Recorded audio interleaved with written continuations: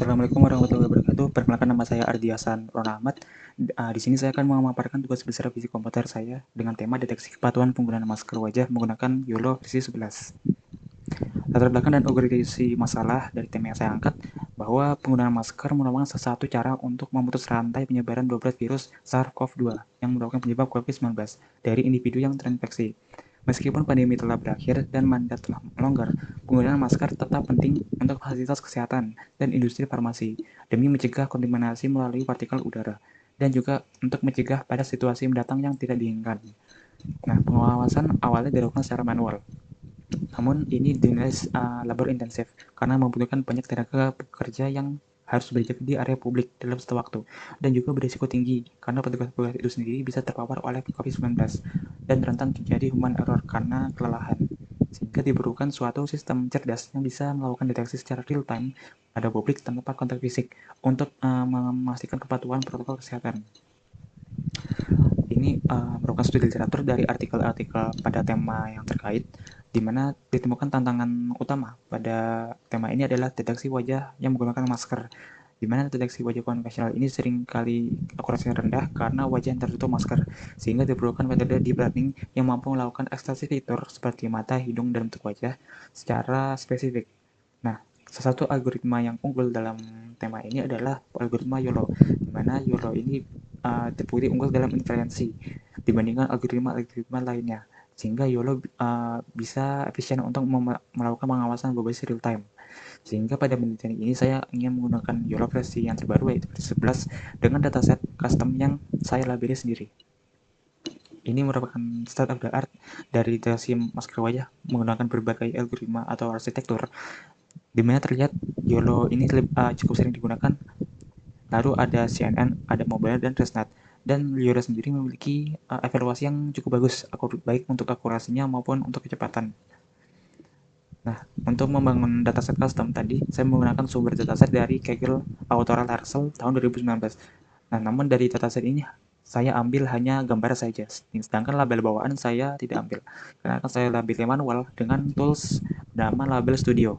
Nah, untuk alur kerja sendiri, mula-mula saya ambil dataset tersebut, lalu saya filter sebanyak 210 gambar, kemudian saya lanjut ke label manual dengan Label Studio untuk anotasi bounding box, kemudian saya processing, yaitu export ke format YOLO dengan data YAML dan textingnya untuk labelnya, lalu saya split sebesar 70, 20, dan 10 untuk train, validasi, dan tes. Nah, kelas gambar sendiri itu ada 3, yaitu mask, di mana orang yang menggunakan masker dengan benar, lalu no mask, di mana jika orang itu tidak memakai masker, lalu incorrect mask, yaitu jika memakai masker tetapi posisinya itu salah, misalnya hidungnya itu terlihat. Nah, ini screenshot ketika saya menggunakan Label Studio untuk membuat anotasi bounding box. Lalu untuk arsitektur dari penelitian ini, setelah pelatihan model, saya menggunakan model YOLO versi 11 yang ukurannya itu small.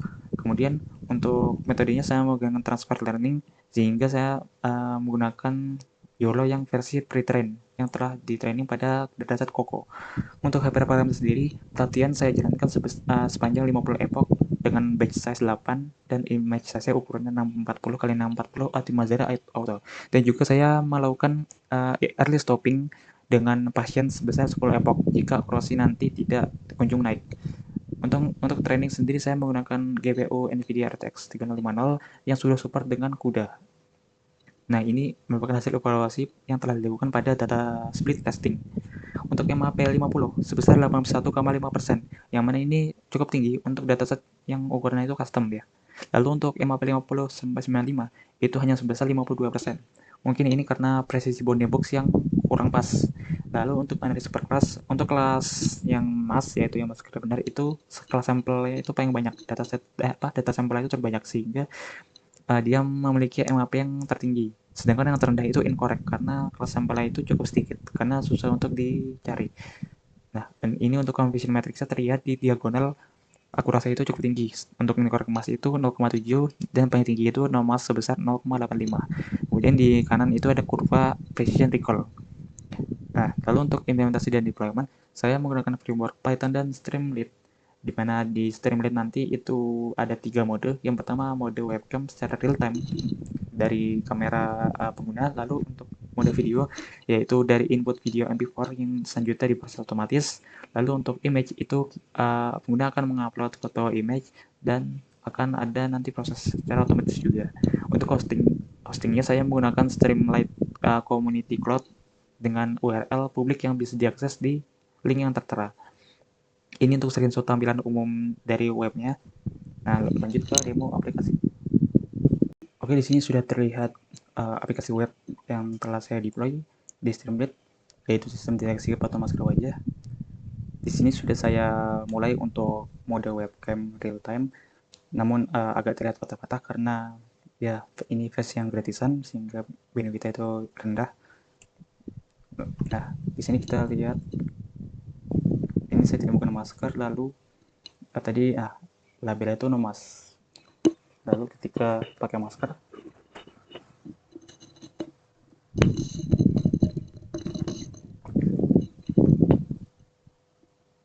dia akan mendeteksi sebagai mask.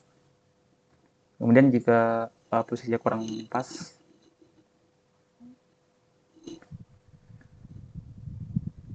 dia akan mendeteksi sebagai incorrect mask. Nah, kemudian kita stop,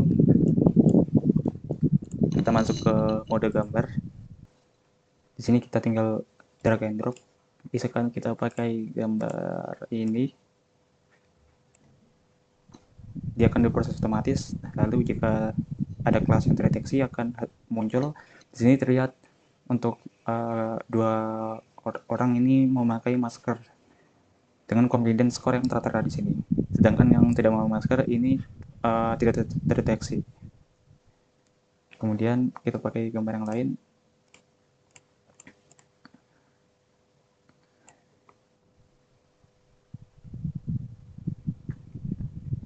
Nah, di sini kita lihat untuk yang sebelah kanan memakai masker, sedangkan di sini terlihat hidungnya sedikit kurang pas sehingga dia masuk ke incorrect mask. Nah, kemudian kita lanjut ke mode video. Di sini sama seperti gambar, kita cukup upload atau drag and drop video. Sekarang di sini dia akan diproses otomatis juga. Namun untuk video akan membutuhkan waktu yang lama karena dia akan melakukan deteksi frame per frame. Oke, kita akan tunggu beberapa saat. Oke, untuk pemrosesan video sudah selesai. Di sini kita lihat untuk video berdurasi 35 detik. Nah, di sini bisa kita lihat untuk orangnya menggunakan masker. Lalu ketika dia menaruh ke bawah, dia menjadi incorrect mask karena mungkin modelnya menganggap bahwa posisinya itu kurang pas. Begitu juga ketika melihat dari samping, dia juga kadang-kadang terdeteksi sebagai incorrect mask. Lalu ketika masker dilepas, dia akan terdeteksi sebagai no mask dengan confidence score yang tertera di sini. Selain itu juga di aplikasi web ini kita juga bisa mengatur nilai confidence yang kita mau untuk thresholdnya.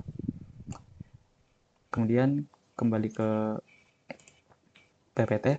Untuk kesimpulan bahwa sistem deteksi masker wajah ini berhasil dikembangkan secara end-to-end menggunakan arsitektur YOLO versi 11 small dan mencapai akurasi MAP 50 sebesar 81,5% pada dataset custom yang terbatas, hanya sekitar 210 gambar. Selain itu, terdapat kendala teknis pada saat deployment di lingkungan Streamlit Cloud, yaitu karena satu library untuk real-time webcam yaitu WebRTC dan juga format pemrosesan video. Dan ini diatasi dengan implementasi kodek video yang berbeda yaitu dengan VP9 dan untuk WebRTC menggunakan routing turn yaitu traverser using relay around NAT sehingga hasil akhir dari penelitian ini adalah aplikasi web yang stabil, bisa diakses pada publik dan mampu melakukan inferensi secara cepat untuk mendukung pengawasan protokol kesehatan secara otomatis. Nah, untuk saran penelitian ke depannya bisa ditambahkan infrastruktur server pada hosting yang ada GPU-nya sehingga dia akan lebih mulus ketika real time dan lebih cepat ketika pemrosesan video atau gambar. Dan juga untuk dataset itu sendiri kan tadi kelas saya itu kurang seimbang, kita bisa tambahkan variasi gambar dan penyimbangan tiap kelas. dan juga bisa disertai integrasi dengan sistem alarm ketika model mendeteksi ada yang tidak mau memakai masker atau masker itu salah. Demikian dari saya, kurang lebih mohon maaf. Terima kasih. Wassalamualaikum warahmatullahi wabarakatuh.